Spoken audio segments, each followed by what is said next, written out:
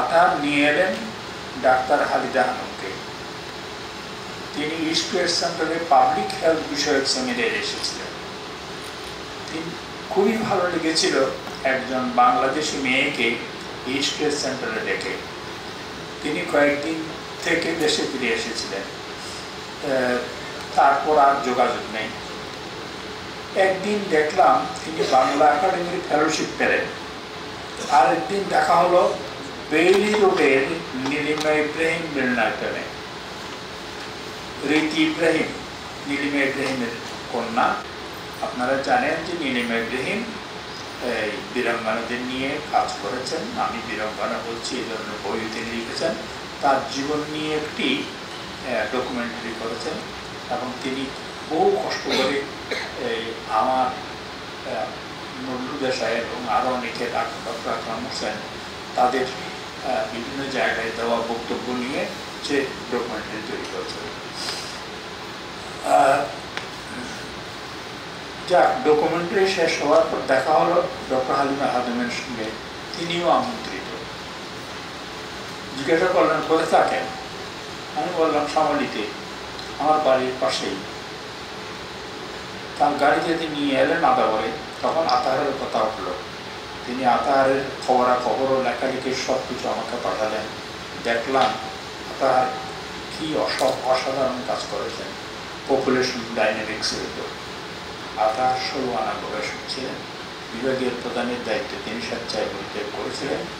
কাজী মোতাহার হোসেনের chain theory সম্পর্কে তিনি আমাদের জানিয়েছিলেন। এটা প্রথম গবেষণা। হালিদা হানমকে দেখেছিলাম আতাহারের সূত্রে। তিনি দিন কয়েক ইস্ট ওয়েস্ট সেন্টারে ছিলেন। তিনি পাবলিক হেলথের বিশেষজ্ঞ, এটাই শুধু জানতাম। দিন কয়েক আগে তিনি একটি বই পাঠিয়েছেন আমার জন্য।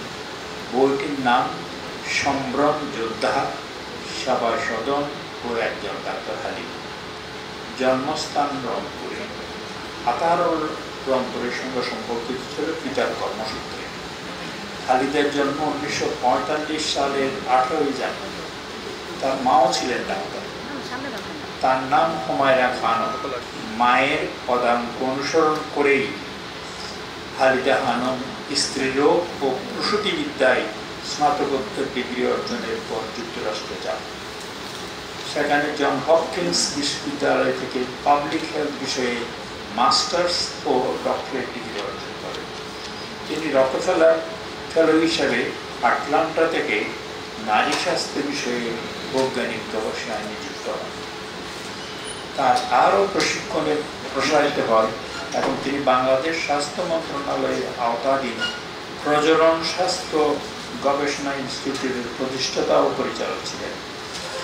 নারী স্বাস্থ্য উন্নয়নে তার ভূমিকা মূল্যায়ন করে 2006 সালে বাংলাদেশি নারী হিসেবে একক ক্যাটাগরিতে ইউনাইটেড নেশনস পপুলেশন অ্যাওয়ার্ড লাভ করেন। 1971 সালে বাংলাদেশের নির্যাতিত নারীদের চিকিৎসা সেবার জন্য প্রতিষ্ঠিত সেবা সদনের কথা আপনি শুনেছেন, আমি আর সেগুলো বলছি না। যুক্তরাষ্ট্রতে যে প্রশিক্ষণ তিনি লাভ করেছিলেন তার সফল প্রয়োগ করেছেন বাংলাদেশের নির্যাতিত নারীদের গর্ভপাত, সেবা শুশ্রূষা ও মানসিক স্বাস্থ্য ফিরিয়ে আনার কাজে আত্মনিবেদন করেছেন। হালিদা হানম চিকিৎসক, সমাজসেবক ও নারী প্রগতির অগ্রদূত হিসেবে দেশ বিদেশে সম্মান লাভ করেছেন। আতাহারের অনেক স্মৃতির তিনি সংবাদ নিয়েছেন, অনেক কৃতির তিনি সংবাদ নিয়েছেন এবং সেগুলো লোকচক্ষুর সম্মুখে উপস্থাপনের চেষ্টা করছেন। হালিদা হানমের প্রকাশিত গ্রন্থটিতে অজস্র তথ্য সংবাদ আছে, যেটা আপনারা শুনেছেন। আছে নির্যাতিত নারীদের বিবরণী। এ সম্পর্কে সংশ্লিষ্ট বিশেষজ্ঞরা বিস্তারিত আলোচনা করেছেন, এখানে আলোচনা করা হয়েছে। আমার সংযোজনের কিছু নেই। ডক্টর হালিদা হানমের কৃতি দেশ বিদেশের বিশেষজ্ঞ মহলের প্রশংসা অর্জন করেছে। তার সান্নিধ্য আমাকে সঞ্জীবিত করেছে। তিনি এক অপূর্ব নারী এবং তেজোদ্দীপ্ত মানুষ। তিনি একটি অন্ধকারাচ্ছন্ন তমাশাচ্ছন্ন একটা অধ্যায় জীবনের, সেই অধ্যায়টা সম্পর্কে তিনি আলোকপাত করেছেন। এটা পূর্ণাঙ্গ কোনো ইতিহাস নয়, একটা খণ্ডিত ইতিহাস। একটি সেবা সদনের একজন নারী তিনি কিভাবে দেখেছেন যে তিনি এককভাবে এই ধরনের একটি অধ্যায় উন্মোচন করেছেন। ধন্যবাদ সবাইকে।